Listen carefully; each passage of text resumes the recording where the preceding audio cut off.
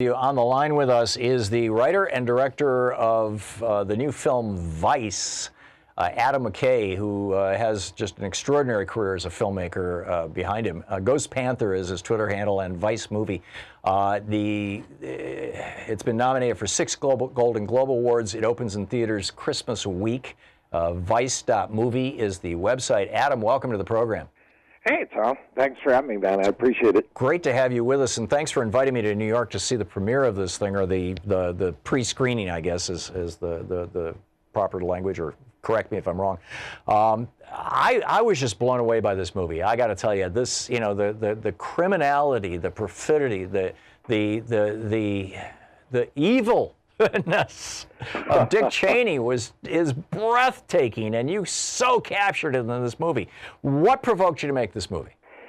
You know, I think it was always that question that a lot of us have, where we look at certain individuals like Dick Cheney or Paul Ryan or Mitch McConnell or Charles Koch, and we wonder, who are these people? Like, where did they come from? How did they sleep at night? And Cheney was always a figure like that for me. So I really wanted to investigate who he was and where he came from. And what I found was pretty interesting. I mean, it's a story not unlike a lot of American stories. Started as a kid who was in love with a girl and wanted to impress her and married her and wanted to provide for his family. And then at some point it started turning darker and darker. Yeah, and that girl was riding him like a horse. I mean, and I don't mean that in any kinky way. She was really the force behind Dick Cheney's life. Yeah, it was pretty interesting. Lynn Vincent, obviously Lynn Cheney, really smart, charismatic, very ambitious woman at a time, in the early 60s, where it wasn't common to find super ambitious women in Wyoming, of all places. And she had a lot to do with the rise of Dick Cheney, no question about it. Yeah, it's really remarkable. Christian Bale plays Dick Cheney in this movie, and I mean, it's an all-star cast. It's I'm drawing a blank on the name of the woman who played Lynn. Amy Adams. Amy Adams. Lynn Cheney. Sam Rockwell is George W. You have Steve Carell as Donald Rumsfeld. Oh, and he's brilliant. Tyler Perry as Colin Powell. It's an amazing cast. Yeah, it really is. You pulled together some really, really brilliant people, for this movie, and it is so well done. And it's not. I mean, somebody listening to us right now discussing, this kind of in a sort of clinical way, what the movie's about and who Dick Cheney was. Please don't think this is one of those dry, boring documentaries that you see on Saturday afternoon on one of the obscure cable channels. This is a drama. This is an absolutely brilliant movie. I mean, there's times when you're laughing out loud. There's times when there's tears in your eyes. There's times when you're so angry that you want to throw something. Multiple times like that. You're one of the most brilliant filmmakers working today, and I so honor your work. What is the message that you want people to walk away from this movie with? I think of late, I just don't think we talk enough about the effect of power on individuals, on systems, on nations, on communities.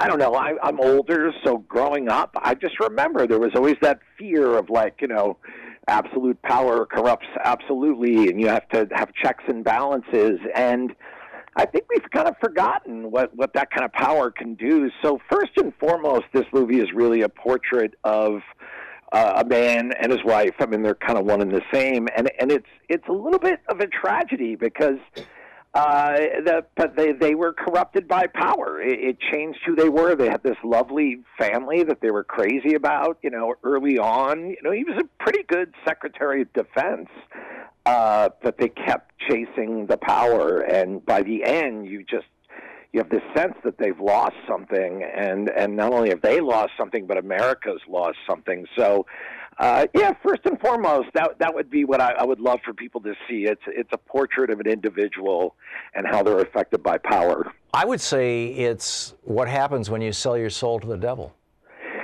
Well, I would say you could also call the devil power, greed, lust. Yeah, he has a lot of names. Yeah, the metaphorical devil. I mean, I'm not into the literal devil, but this is.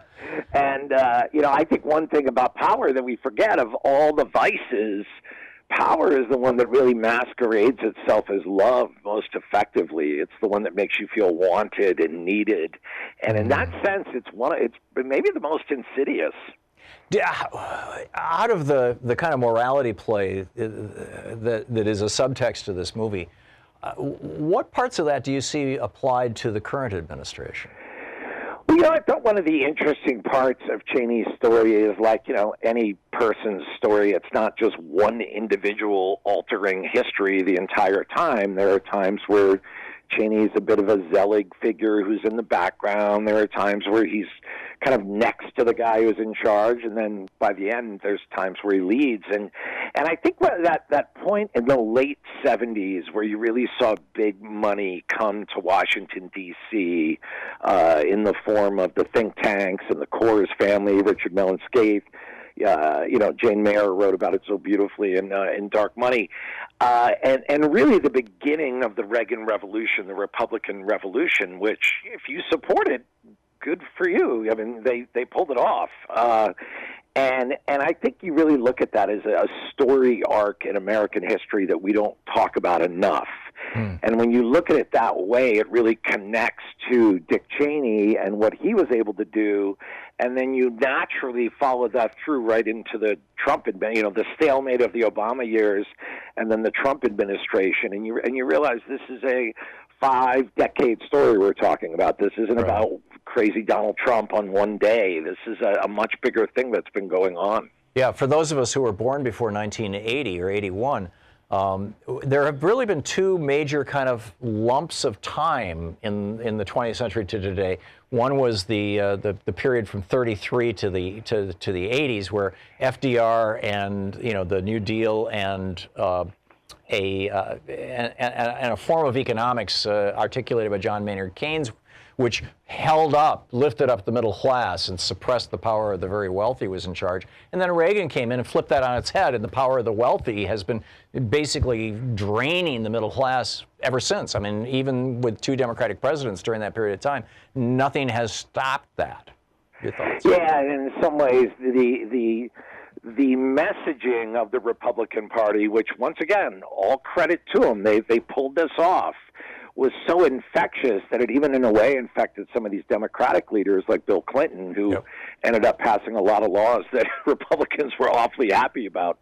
Yeah, it's a remarkable, and one of the other things I loved about the new movie is Vice. It'll be out in theaters Christmas week, and you're going to want to see this movie. This is just amazing. One of the things that I thought was most remarkable is that it's not just a snapshot of the Bush administration. This literally goes back to the 60s, in fact the 50s, I would say. It's just a remarkable movie. Adam McKay, the writer and director of the new film Vice, as in Vice President. Vice.movie is the website. Adam, thanks so much for dropping by today. Tom, always my pleasure. I'm a huge fan and a longtime listener. Thank you. Thank you, Adam. Great talking with you and great getting to know you. I really appreciate it. Thank you.